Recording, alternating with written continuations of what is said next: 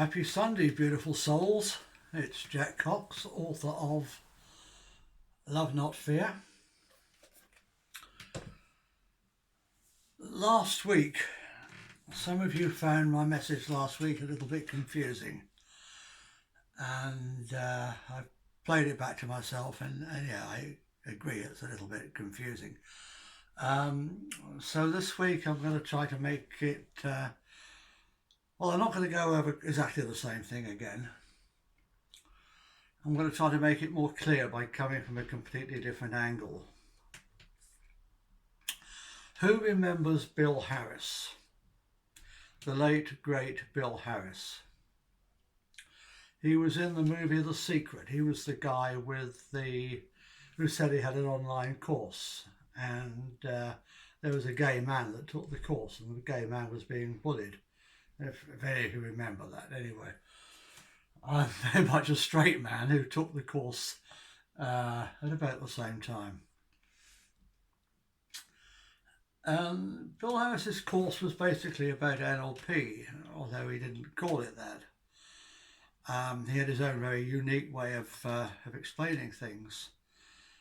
And one of the key principles of NLP is this idea that the map is not the territory. And as Bill used to say, you can't drive on the coloured lines, and you can't go camping in the green bits. Oh, if only we could go free camping in the green bits in England, the way they do in America, but that's a different story.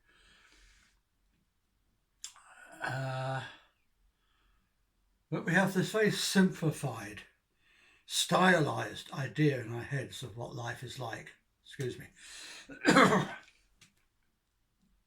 what the world is like. And he calls that our internal map of reality. And it changes all the time. Every time that we get a new piece of information through education or through life, the map expands, it grows. But sometimes really traumatic things happen to us that cause us to completely redesign the map. These experiences are very, very traumatic. Maybe the person you thought you were going to spend the rest of your life with suddenly decides he or she doesn't love you anymore, and you've got to move out. You know, it's world-shattering things. Well, to you personally, it's world-shattering things. Happened to me a few times. Or it can be to do with the world we live in. And Bill explains that when these things happen to us, we think we're falling apart. But it's not us that's falling apart. It's our internal map of reality that's falling apart. And it has to fall apart so it can reorganize at a higher level, at a more complex level that takes account of the new information. And I'm going to propose that if we all individually have this internal map of reality, then maybe collectively we also have a collective internal map of reality. And it's painful when it falls apart. We talk about, it's terrible. I want to make a plea, please. Stop calling people sheep just because they're not ready to have their internal map of reality destroyed and reform at a higher level. To show them some respect. And it's easier for people like me, and probably you if you're watching this video, because we've had our internal map of reality destroyed and reformed at a higher level many times in small increments. For some it was Pearl Harbor. I wasn't actually alive then, believe it or not. But it came out after the war, probably when I was very young, that Roosevelt had known Pearl Harbor was going to happen. But he kept quiet about it. He did nothing to prepare the people for it. He allowed Pearl Harbor to be sacrificed because he wanted America to have an excuse to enter the Second World War. And that completely destroyed the map of reality most of us had, that governments have our best interests at heart, that they're our servants and they do as we tell them. I don't think many people believe that anymore.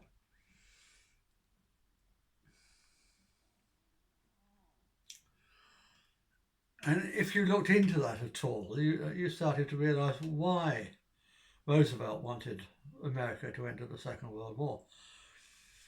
It had nothing to do with wanting to come and help Europe. It was to do with the military-industrial complex making money. That's what wars are for. This is part of our map of reality falling apart. We learned that that's what wars are for. They're not what we're told they're for. And if your map of reality didn't fall apart then, maybe it fell apart with the Kennedy assassination. Kennedy was like Donald Trump, wasn't he? He was one of the very few American presidents to capture the imagination of the whole world, not just Americans. Everyone loved him or hated him. And the CIA, of course, hated him. That little Lee Harvey Oswald guy didn't kill him. Couldn't blow up a paper bag.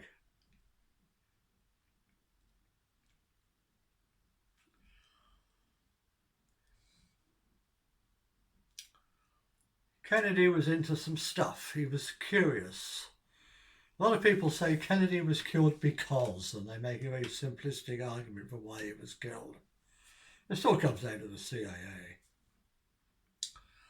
and the deep state that we didn't even know existed back in the 60s.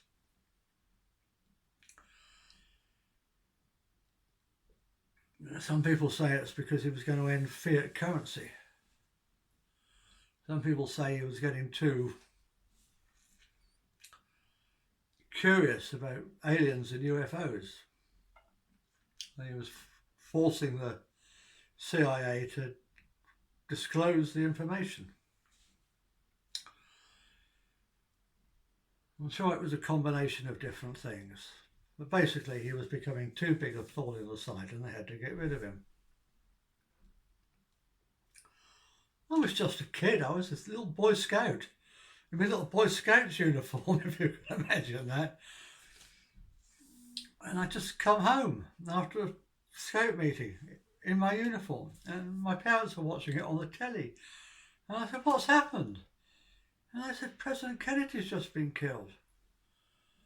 And I was gutted too, and I was only, I don't know, 14, 15, whatever I was at the time, I can't remember.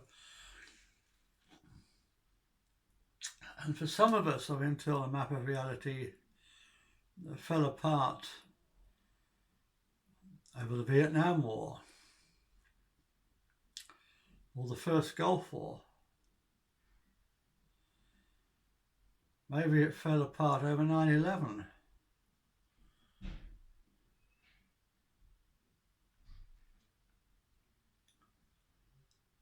I think an awful lot of people woke up at 9/11 when we realised that the official story was a load of BS.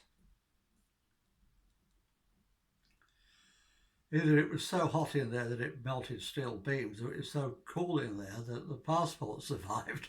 It couldn't have been both.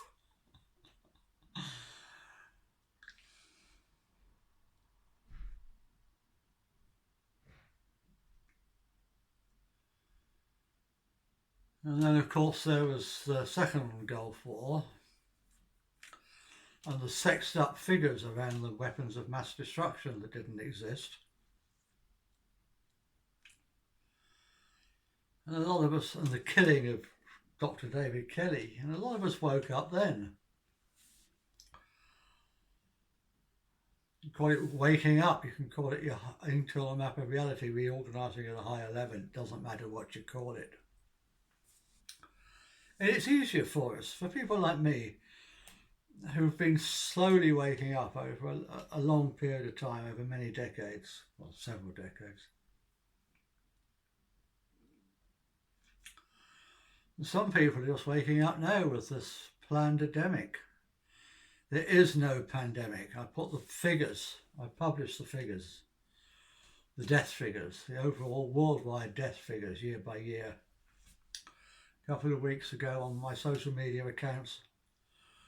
They're still there, you can look them up. They've not been fact checked because they're right.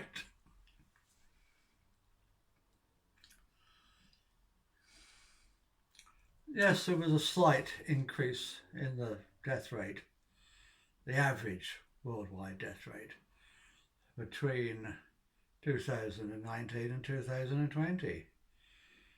But it was well within the parameters that we expect, the normal fluctuations year to year that we expect, and they've been charted for many years, well within the normal parameters. There is no pandemic worldwide. There may be spikes in different countries, but there is no pandemic worldwide. Forget it, it's not true. And many people are waking up when they realise that. Their internal map of reality is falling apart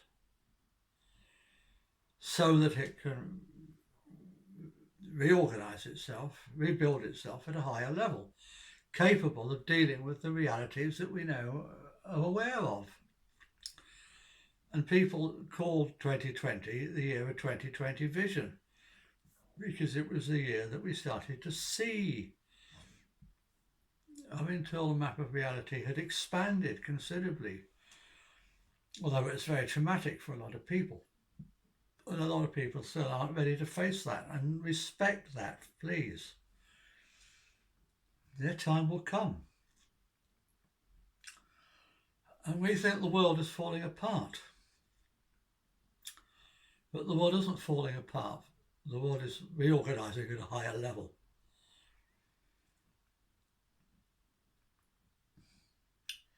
And the more we become aware of it, this is the point, the more we become aware of what the real world is like.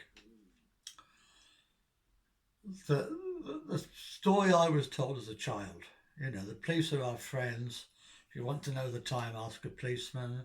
They're on our side, they're good people. And now we've seen them harassing people, beating people up on the streets, attacking people for just walking remotely in the countryside, but nowhere near anybody else, or sitting on a remote beach with nobody else present.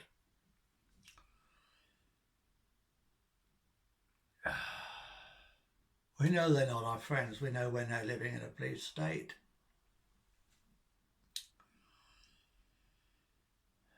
And they're serving a corrupt government. And it's not just the Tories. It's all parties in all countries, or most countries, not all. There are a few countries like Tanzania that are holding out, but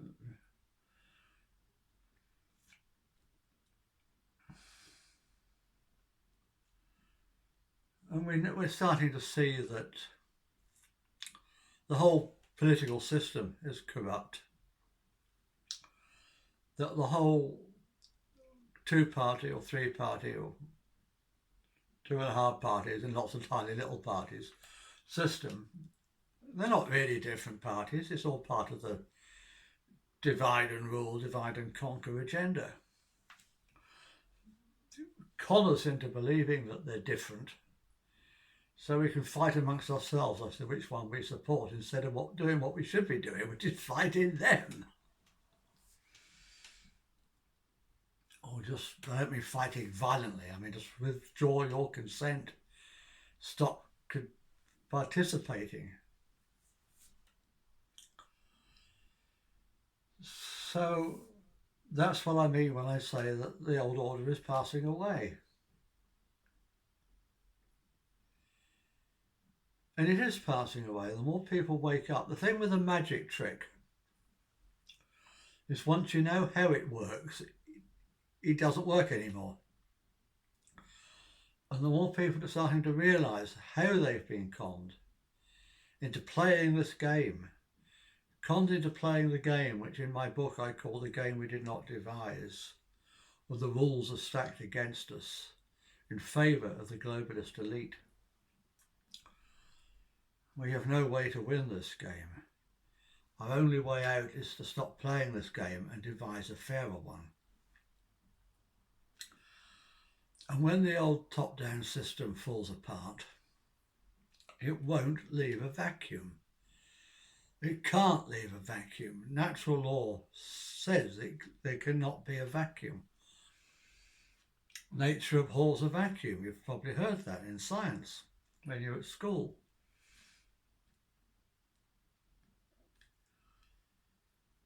So we have to devise something different to take its place.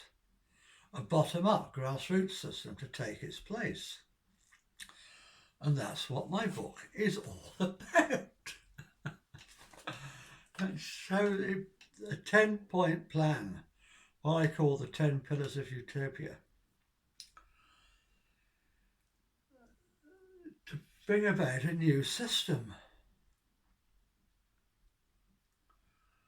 It identifies the things, or some of the things, the most important things that are wrong with the current system, with the game we did not devise. And it shows how we can organise things better without government interference. Excuse me. A lot of you who are pure anarchists, they don't like me because I'm saying you can't just get rid of government. You know, you've got to replace it with something. We'll always have some sort of a government. Not the sort of government we have now, not the authoritarian type of government we have now. We may even call it something completely different, but there has to be some coordinating function without any authority. Just serving.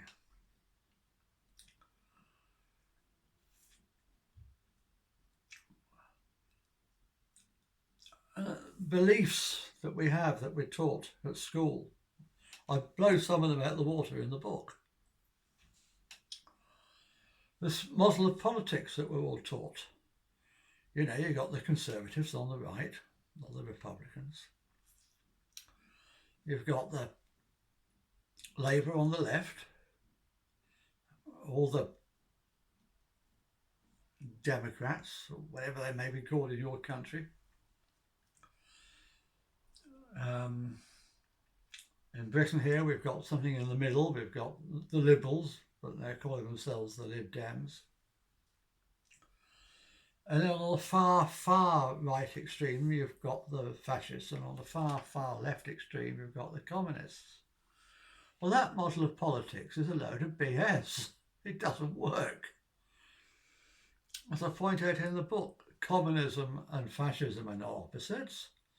They're cousins. They're two different faces of totalitarianism, and they both belong on the far left. So what do you put on the far right? Freedom, utopia, anarchy in the proper use of that word.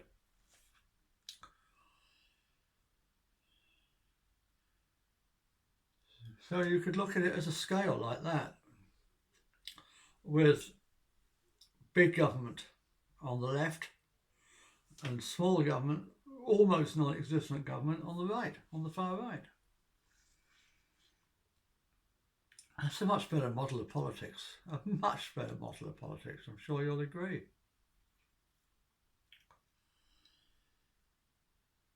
And I talk about immigration. On the left say we should have open borders, and the right say we should close our borders. And they're like this at each other all the time. But in the book, I've always been looking for a way. I've always been looking for, all my life, I've been looking for ways where everyone can win, ways for everyone to win. And there's a third solution to the immigration problem. The immigrants aren't all bad, and they're not all good. It would be lovely to have open borders. I'd like to be able to travel freely. But not until we learn how to travel with respect for the people who were there before us. And I devote a whole chapter to this in the book. And I talk about this from experience, personal experience. I spent 17 years living in Spain. And I saw the worst immigrants in the world over in Spain. The Brits that should never be there. I don't know why they go there. They don't belong there, some of them. I used to work as a photographer some part of my life. And I've done other things as well, as you know. And I made a point of respecting the local people, learning their culture, learning the language to the best of my ability, which I'm afraid isn't as much as I'd like it to be, as good as I like it to be, but there you go. And at the end of the 17 years, in my last year there was a farmer, Spanish farmer, in the village where I lived. And he had very, very old parents. They were in their 90s. They didn't have long to go. And he asked me, not a local Spanish photographer, he asked me to take the last photographs, the last portraits. And that was such an honour. I really felt accepted. So I know a little bit about immigration from first-hand experience. And I write about that in the book. And money. The old top-down order is based on money. I want to get rid of money, as most of you know, to move to a free gift economy. People accuse me of being a communist for that, but it's nothing to do with communism. And I sum up the difference in 3 words: no government involvement, just peer-to-peer generosity. And there's not a communist country in the world that's ever existed that's done away with money, because they know that money is a system of control. It's a way for the elites to control the poor. You restrict their access to money, and you've got total control over them. That's why the left want to bring in universal, what is it they call it? Universal basic income, so that they have total control over it, and they can control your access to it, and they can stop yours if you do things they don't like. Yeah, I'm just checking that I'm still recording.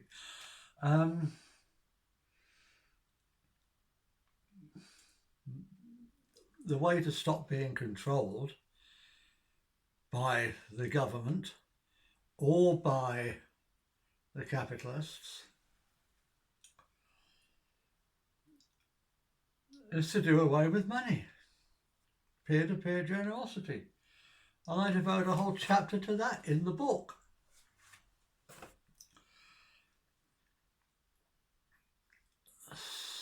But just basic respect. The 10 pillars of utopia, boiled, or the 9 of them, boiled down to the one main pillar. Be excellent to each other. All the others are just subdivisions of that. If we can just be excellent to each other, help each other to thrive.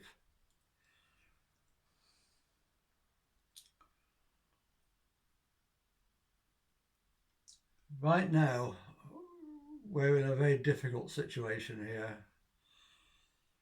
on planet Earth. And we're worried that our basic rights will be taken away from us if we don't have the jab. And some people think the jab is the best thing since sliced bread, and others think it's a poison that's going to kill them. And it has killed people already, so there you go. I'm not going to say what I believe on that subject. I'm going to leave that to you to do your own research and come to your own conclusion. And the point I'm making is that whatever you choose to do, it's your body, it's your choice.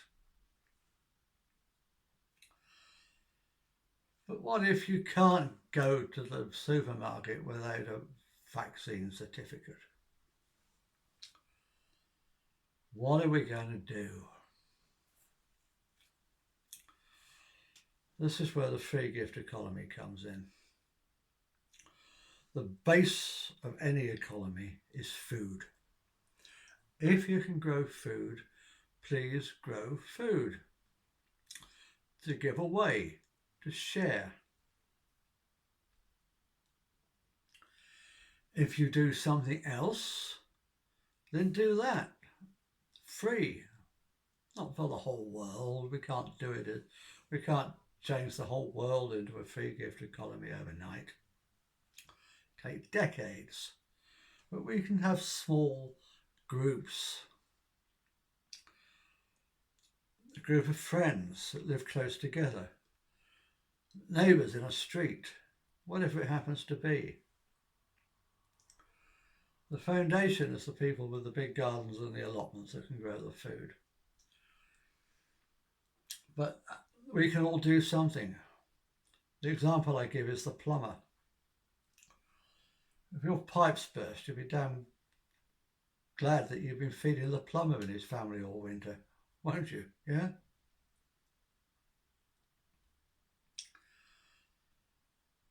All skills, all trades are needed. And if we can just do something, if I give you something or do something for you for free,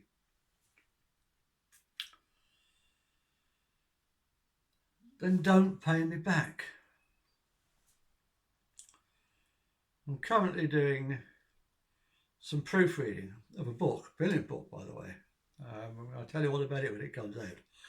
It's about the Vikings before they were Vikings, when their ancestors, when they were still living in the Middle East. And I'm proofreading that book for a Norwegian author friend of mine. And she wants to pay me, and I keep saying, don't pay me, please. I don't want your money. I love you, I don't want your money. Don't pay me back, pay it forward. You do something nice for her, and she'll do something nice for him, and he'll do something nice for her, and maybe she'll do something nice for me. But nobody's counting, nobody's been counting, nobody cares who's winning and losing anymore. That's the way we've got to live. Nobody's got to care who's winning and losing, and that's all money's for. It's to quantify things so we know who's winning and losing. That's all it's for. And control, to keep you under the thumb. So, whatever you do it freely for your friends and neighbours. You can buy my book from Amazon if you have to, but you can download it free from my website, lovenotfear.uk. And don't pay me back, pay it forward. I met a guy in the street the other day. He was homeless. He needed to get back to Birmingham. I gave him the train fare. He said, "How can I ever pay you back?" I said, "Don't pay me back, pay it forward."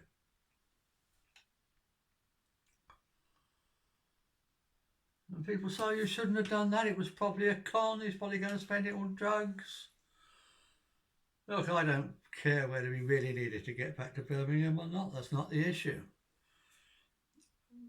The issue was he was desperate enough to walk up to me and ask me for money. You've got to be pretty damn desperate for that. I don't think he wasn't a druggie. But don't judge people. Maybe he wanted to spend it on food, I don't know. Don't judge people. Homeless people that turn to drugs because they're homeless. I think I'd turn to drugs if I was homeless, living in a shop doorway in the middle of winter. Let's just stop judging each other. Accept each other for who we are and just try to help. So on that subject, there are two very beautiful ladies I want to tell you about. Two very beautiful grandmothers. Two very beautiful elders. And they're there to help you too. I mean, I'm here to help. Whatever you want, just get in touch, PM me. If I can help, I will. I haven't got any money, I'm skint, but if I can help you in any other way, I will. Do you want someone to talk to, then ring me. But please, if you're going to ring me through Messenger or whatever, do let me know in advance that you're going to ring me so I'm ready for your phone call. Don't just ring out the blue. But yeah, I'm always here to help people. You want someone to talk to? I'm here to help. And so are these beautiful ladies. The first one, Juliet Yelverton. I'll put their details down below in the description. Juliet Yelverton is a former therapist. She charges for that, of course she does. But she'll talk to you without charge.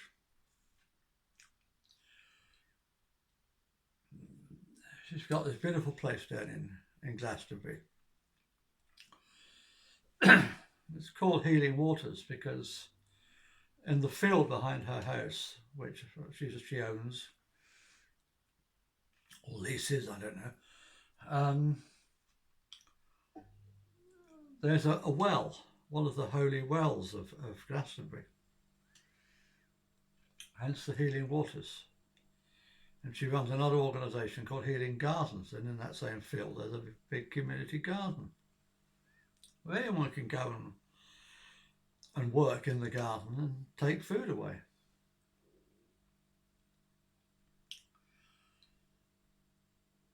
And she's a very wise and very lovely lady. I've never met her, but I love her to pieces. And I put her details down below. The other lady is French. Her name is Brigitte, although she likes to call herself Mabi, and I'm not quite sure why, but maybe she'll tell me one day. I respect that and call her Mabi.